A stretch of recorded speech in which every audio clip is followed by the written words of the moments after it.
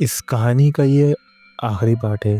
پچھلے تمام پارٹس کا لنک آپ کو ڈسکرپشن میں اور میرے چینل کی پلے لسٹ میں مل جائے گا۔ رات کا وقت تھا۔ ریا کی ماں فوزیہ بیٹی کی گمشدگی سے پاگل ہو چکی تھی۔ ریا کی آواز، اس کی ہنسی، اس کے کمرے کی خوشبو، سب کچھ موجود تھا، مگر خود ریا جیسے دھند میں کھو گئی ہو۔ آئینہ اب کمرے میں سیاہ ہو چکا تھا، جیسے کسی اندھیرے نے اندر سے نگل لیا ہو۔ اس پر ہاتھ رکھنے سے بدن میں سردی کی ایسی لہر دوڑتی تھی جیسے قبر کے اندر کا لمس ہو۔ فوزیہ نے جب ریا کے موبائل کی آخری ویڈیو دیکھی تو اس کے پیروں تلے زمین کھسک گئی۔ اسکرین پر ریا آئینے کے اندر قید تھی، آنکھوں میں موت کا خوف اور لبوں پر ایک خاموش چیخ۔ وہ زندہ تھی، لیکن کہیں اور۔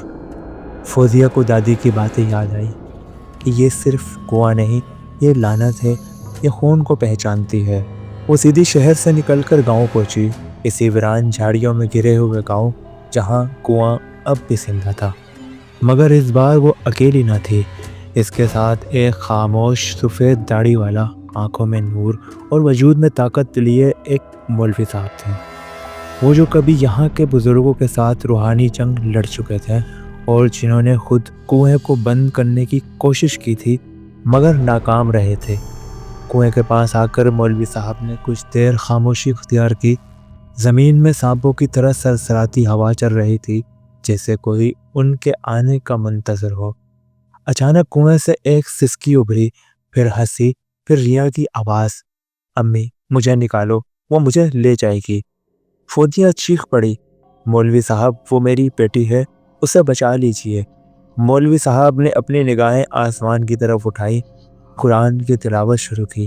جیسے ہی آیات گونجنے لگی، کنویں کی مٹی تھرکنے لگی، اندر سے کالی دھند اٹھنے لگی، جیسے کسی نے زخم پر نمک ڈال دیا ہو۔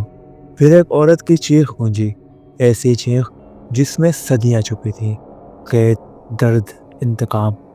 اور وہ ابھری، وہی پتنی، وہی عورت جس کی آنکھیں خالی تھیں، جس کے اندر جہنم کا عکس تھا۔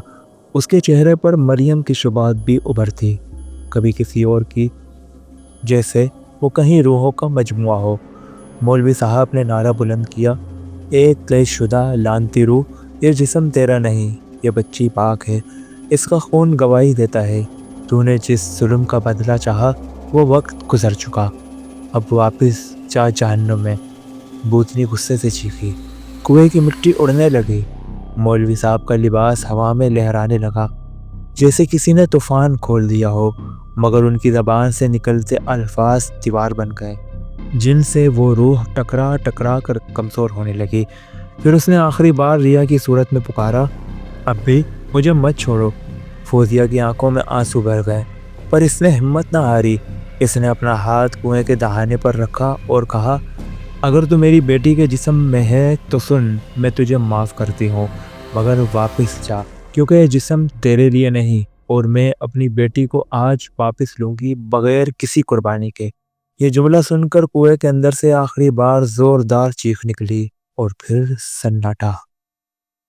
دھند چھٹنے لگی، کنواں چلنے لگا، نہیں، جیسے اندر سے روشنی نکل رہی ہو۔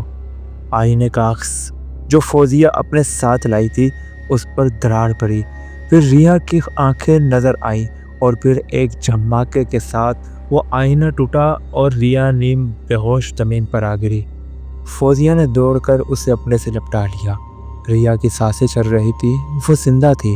مولوی صاحب نے مٹی پر بیٹھ کر شکر ادا کیا اور کہا، کنواں اب ختم ہو گیا ہے، بھوتنی کو اس کے جہنم واپس بھیج دیا گیا، مگر یاد رکھو، لعنت ختم ہوئی ہے، مگر تمہیں اپنا عکس کبھی نظر انداز نہیں کرنا چاہیے، کیونکہ آئینہ وہ سب کچھ یاد رکھتا ہے۔ کئی دن بعد ریا ٹھیک ہو گئی تھی، ہنسنے لگی، جینے لگی، مگر ایک رات وہ آئینے کے سامنے بیٹھی تھی۔ اس نے لپسٹک لگائی، مسکرائی اور پلکیں جھپکائی، مگر آئینے میں موجود ریا نے پلکیں نہ جھپکائی، بس ایک ہلکی سی مسکراہٹ دی اور مدھم آواز میں کہا، میں واپس آؤں گی۔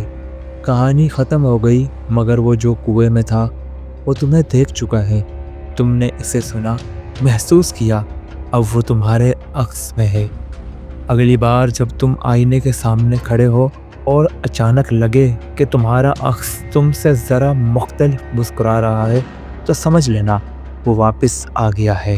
اندھیرا کنواں ختم ہوا مگر تمہارا عکس ابھی زندہ ہے، اسی لیے سبسکرائب کرو، کیونکہ جب وہ دوبارہ آئینہ سے نکلے گا تو تم پہلا شکار بنو گے۔